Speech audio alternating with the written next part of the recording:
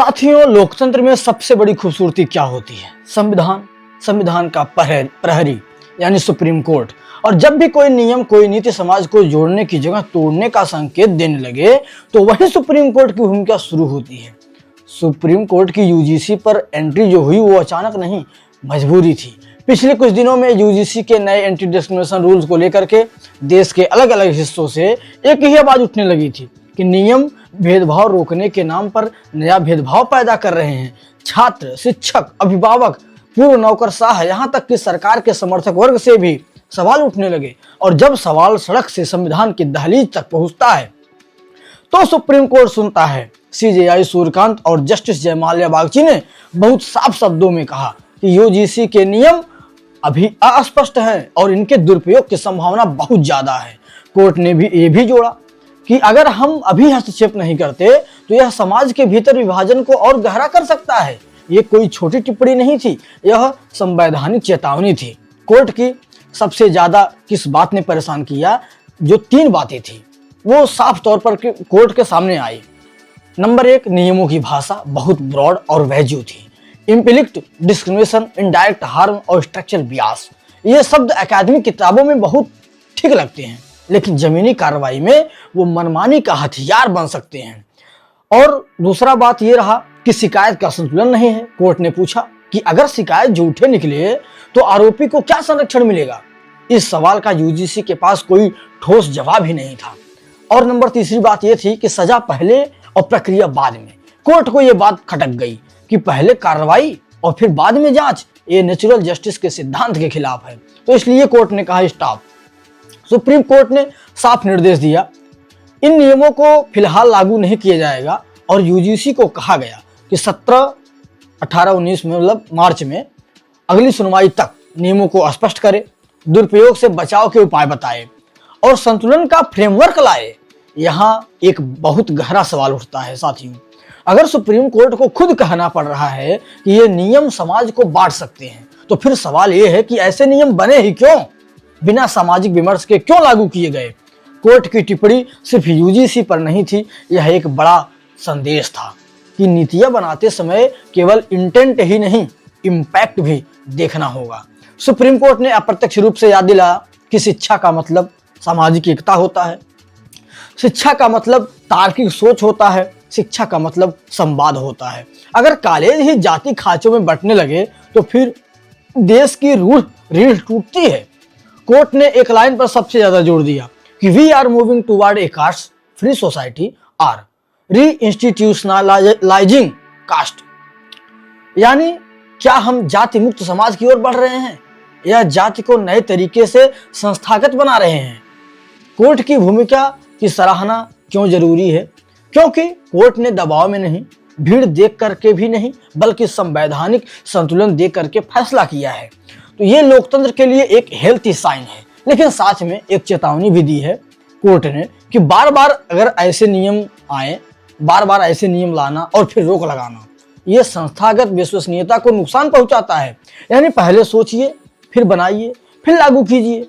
UGC rules पर जो stay लगे हैं साथियों, वे भेदभाव के खिलाफ नहीं है, न्याय के खिलाफ नहीं है, ये जल्दबाजी के खिलाफ है, यह असंतुलित शक्ति के खिलाफ है। और सबसे अहम बात यह है कि यह भारत को टूटने से बचाने की कोशिश है। साथियों, अब जरा पर्दे के पीछे चलिए, क्योंकि हर सरकारी नीति सिर्फ फाइलों में नहीं बनती, वो बनती है राजनीतिक गणनाओं में, वोट बैंक के समीकरणों में और आने वाले चुनावों की रणनीति में। और सवाल यही है कि यूजीसी एंटी डिस्क्रिमिनेशन रूल वाकई सुधार थे या फिर एक सियासी प्रयोग? सरकार का आधिकारिक तर्क क्या था, इसको जानते हैं कि सरकार और यूजीसी का दावा यह था कि हम कैंपस में भेदभाव खत्म करना चाहते हैं। ये सुनने में बहुत सुंदर है, बहुत अच्छी बात लग रही है। कौन नहीं चाहेगा कि किसी छात्र के साथ जाति, धर्म या पहचान के आधार पर अन्याय न हो? लेकिन लोकतंत्र में सिर्फ नियत काफी नहीं होती है, नतीजे भी देखे जाते हैं।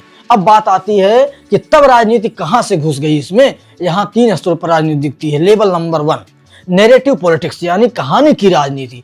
पिछले कुछ वर्षों से एक खास नैरेटिव लगातार बनाया जा रहा है कि भारत एक उत्पीड़क समाज है जहां हर संस्था किसी न किसी वर्ग को दबाती है। अब सवाल पूछिए कि क्या यह पूरी सच्चाई है या आधी कहानी को पूरी कहानी बनाया जा रहा है।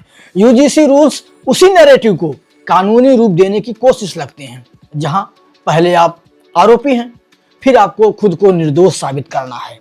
ये न्याय नहीं, ये एक नैरेटिव कंट्रोल है। और लेवल दूसरा आता है वोट बैंक इंजीनियरिंग का। अब यहाँ मामला गंभीर हो जाता है। भारत में शिक्षा संस्थान सिर्फ पढ़ाई की जगह नहीं है, वे भविष्य के मतदाता तैयार करते हैं। अगर मान लीजिए कैंपस में अस्थायी पहचान की राजनीति होगी, हर मुद्दा समुदाय बनाम समुदाय बनेगा, तो इसका सीधा फायदा किसे होगा? उन्हें होगा जो राजनीति को विभाजन से चलाते हैं। एक सवाल जो कोई खुल करके नहीं पूछता है कि क्या ये नियम छात्रों को सशक्त करने के लिए थे या छात्रों को राजनीतिक पहचान में बांटने के लिए थे? क्योंकि इतिहास गवाह है कि जहां छात्र राजनीति ज्यादा पहचान आधारित हुई, वहां शिक्षा पीछे चली गई है। और अब लेवल तीसरे नंबर पर बात करते हैं हम, ग्लोबल आइडियोलॉजिकल इंपोर्ट। अब जरा अंतरराष्ट्रीय संदर्भ में समझिए इन नियमों की भाषा। ये जो नियम बनाए गए थे, इसमें भाषा कुछ था structural bias, systemic discrimination, implicit harm. ये शब्द भारतीय सामाजिक शब्दावली से नहीं आए हैं, ये आए हैं पश्चिमी अकादमिक राजनीति से। पश्चिमी अकादमिक राजनीति मतलब अमेरिकी कैंपस मूवमेंट से। और समस्या यहीं से शुरू होती है कि क्या भारत अमेरिका नहीं है? अमेरिका में क्या होता है? नस्ल आधारित इतिहास है, अलगाववादी अतीत है और नस्ली कानून है। लेकिन भारत में जाति ही जटिल है, लेकिन सामाजिक गतिशीलता भी है, संवैधानिक आरक्षण पहले से मौजूद है। तो सवाल यह है कि क्या बिना भारतीय संदर्भ समझे विदेशी मॉडल थोपे जा रहे हैं? सुप्रीम कोर्ट की असली चिंता यही थी। कोर्ट ने भले ही सीधे न कहा हो, लेकिन संकेत साफ था उनका कि आप सामाजिक न्याय के नाम पर समाज को अस्थायी खांचों में मत बांटिए। राजनीति की सबसे खतरनाक चाल क्या है जानते हैं आप? जब सरकार कहती है कि जो सवाल पूछे वो भेदभाव का समर्थक है। यह लोकतंत्र के लिए सबसे खतरनाक मोड़ होता है, क्योंकि सवाल पूछना देशद्रोह बनता है, असहमति अपराध बनती है और डर नीति का हिस्सा बन जाता है। सबसे ज्यादा नुकसान किससे होगा? साधारण छात्र को। क्यों? क्योंकि जो पढ़ना चाहता है उसी को नुकसान होगा, जो नौकरी चाहता है और जो राजनीति नहीं भविष्य चाहता है। लेकिन अगर हर क्लासरूम में डर होगा, शक होगा, शिकायत का हथियार होगा, तो शिक्षा नहीं सर्विलांस सिस्टम बचेगा। एक कड़वा सच, राजनीति को न शिक्षित समाज चाहिए। ये कड़वा सच है। राजनीति में न शिक्षित समाज चाहिए, न तर्कशील युवा। राजनीति को चाहिए क्या? भावनात्मक, पहचान आधारित और नियंत्रित भीड़। और शिक्षा अगर इस खेल का मैदान बन गई तो नुकसान किसको होगा? पूरे देश को होगा। तो क्या सरकार पूरी तरह गलत है? नहीं, भेदभाव तो होता है, इससे इनकार नहीं है। लेकिन सवाल यह है कि क्या समाधान संतुलित है? क्या प्रक्रिया न्यायपूर्ण है? और सुप्रीम कोर्ट ने इसी संतुलन की कमी पर ब्रेक लगाया। यूजीसी रूल्स सिर्फ नियम नहीं थे, ये एक राजनीतिक प्रयोग थे, एक वैचारिक टेस्ट थे और एक सामाजिक जोखिम भी। सुप्रीम कोर्ट ने समय रहते इस प्रयोग पर पुश का बटन दबा दिया, रोक दिया, स्टॉप कर दिया। अब कागज, नियम और बहस को छोड़िए, अब चलिए असली भारत के कॉलेज कैंपस में, जहां सुबह 8 बजे की क्लास होती है, फेल होने का डर होता है, नौकरी की टेंशन होती है और वाईफाई सबसे बड़ा मुद्दा होता है। और यहीं से हमें समझना होगा कि क्या वाकई भारतीय कैंपस भेदभाव के अड्डे हैं या राजनीति ने उन्हें ऐसा बना दिया है। ग्राउंड रियलिटी को हम चेक करते हैं। एक आम कॉलेज का दिन, सुबह कॉलेज खुलता है, छात्र लाइन में खड़े हैं, कोई बस का इंतजार कर रहा है, कोई चाय की दुकान पर उधार मांग रहा है कि चाय पिला दो या कुछ पैसे दे दो, हम बस से चले जाएं। यहाँ कोई नहीं पूछता है कि तुम किस जाति के हो, तुम किस धर्म से हो। पूछा जाता है क्या? जब छात्र आपस में वहां रोड पर खड़े रहेंगे तो पूछेंगे अटेंडेंस लगेगी आज टेस्ट है क्या? यही ग्राउंड रियलिटी है साथियों। क्लासरूम के अंदर क्या होता है? एक प्रोफेसर बोर्ड पर लिख रहा है, वो ये नहीं पूछता कि तुम ब्राह्मण हो, तुम दलित हो, तुम ठाकुर हो, तुम अल्पसंख्यक हो। वो पूछता है कि आंसर कौन देगा। और सच कड़वा है, जो पढ़ता है वही बोलता है। ये भेदभाव नहीं है, ये मेरिट और मेहनत है। लेकिन भेदभाव होता है, लेकिन कहाँ होता है जानते हैं आप? कभी एडमिशन में होता है, कभी हॉस्टल में होता है, कभी भाषा के नाम पर होता है, कभी क्षेत्र के नाम पर होता है। लेकिन सवाल ये है कि ये क्या ये संस्थागत साजिश है या कुछ व्यक्तियों की मानसिकता? क्योंकि कानून व्यक्तियों को सुधारने के लिए होता है, पूरी व्यवस्था को कटघरे में खड़ा करने के लिए नहीं। और इसी में राजनीति घुस गई। कहां से घुसी? कैंपस में कुछ खास शब्द आने लगते हैं। क्या क्या? सिस्टम बियास्ड है, टीचर ऑपरेसर है, एडमिनिस्ट्रेशन एनेमे है, और धीरे धीरे पढ़ाई पीछे और नारे आगे हो जाती है। तो छात्र छात्र है या कार्यकर्ता? अब छात्र यहाँ दो तरह के हो जाते हैं। नंबर एक, जो परीक्षा की तैयारी करता है, और दूसरा जो प्रेस कॉन्फ्रेंस करता है। दूसरा वर्ग हर मुद्दे को जात धर्म पहचान से जोड़ देता है। मान लो अगर वही लड़के क्लास में फेल हो गए तो कौन जिम्मेदार? सिस्टम जिम्मेदार। प्रेजेंटेशन खराब हो गया तो कौन जिम्मेदार? प्रोफेसर बियास्ड। अटेंडेंस कम है, संस्थागत उत्पीड़न। तो सवाल यह है कि गलती किसकी है, मेहनत की या सिस्टम की? यूजीसी रूल्स का असर किस पे होगा कैंपस में? अब सोचिए, अगर हर बात पर सीधी शिकायत हो जाए, बिना जांच बिना संवाद, तो क्या होगा? प्रोफेसर चुप, छात्र सतर्क, प्रशासन डर जाएगा और कैंपस बन जाएगा ज्ञान का केंद्र नहीं, शिकायतों का दफ्तर।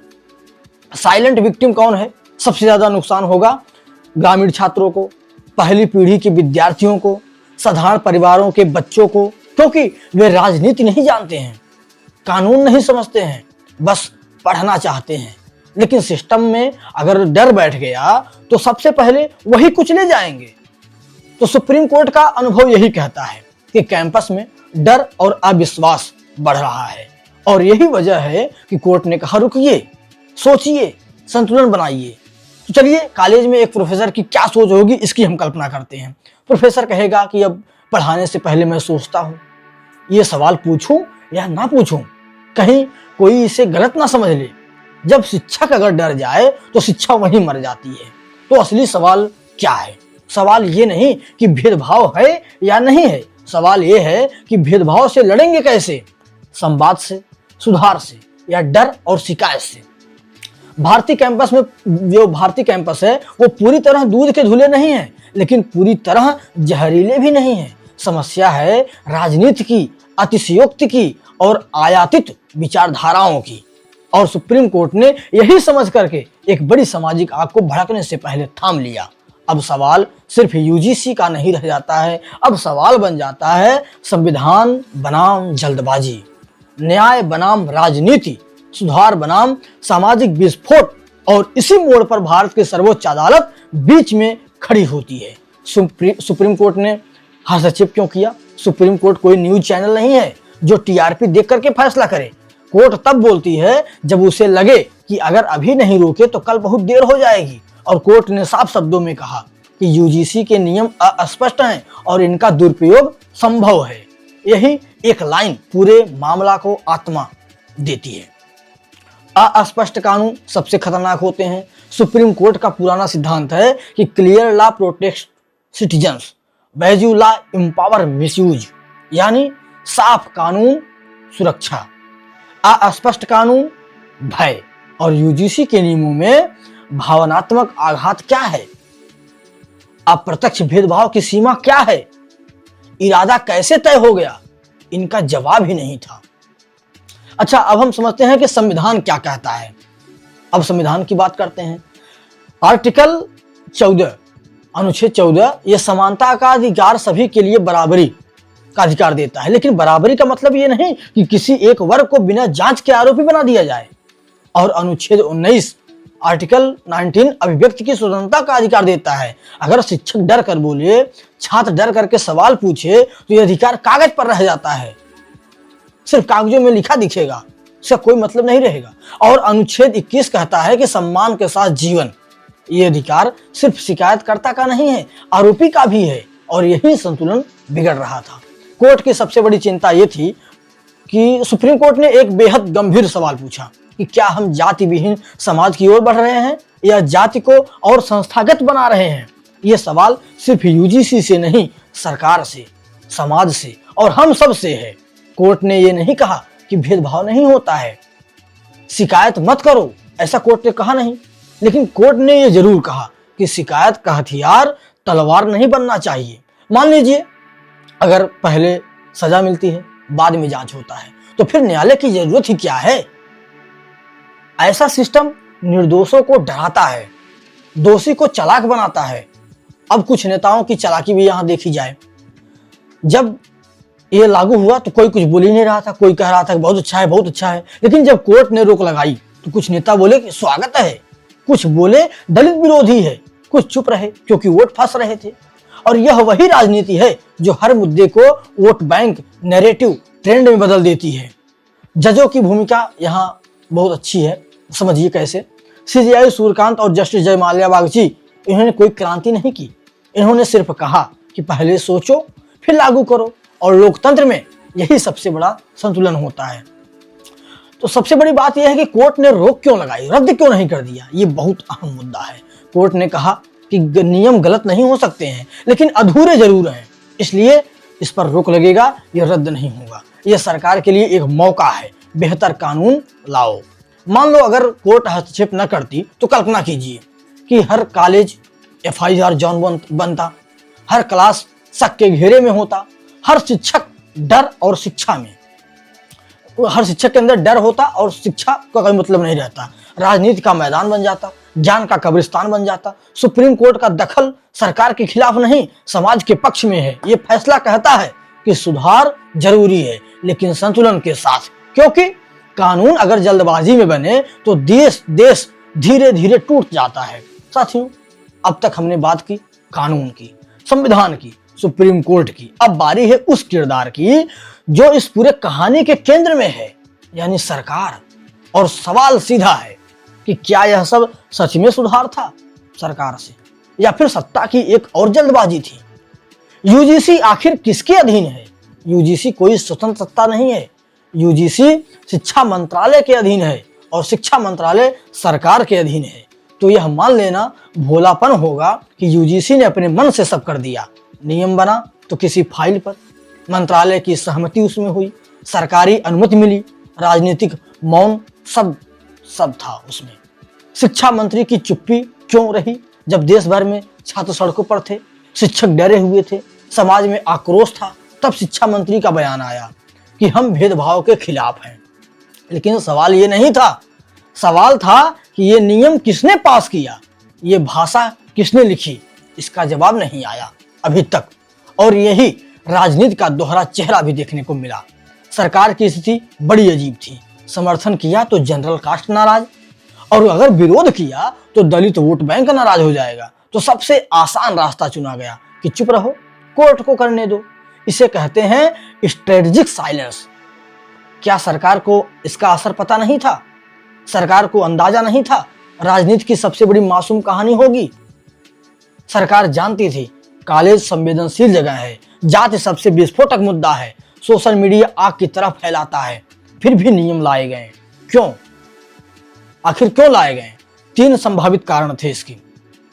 प्रेशर पॉलिटिक्स होगा, नंबर 1 प्रेशर पॉलिटिक्स। कुछ संगठन, कुछ यूनियन, कुछ अंतरराष्ट्रीय रिपोर्ट्स सरकार पर लगातार दबाव बना रही थी। India needs stronger anti discrimination law.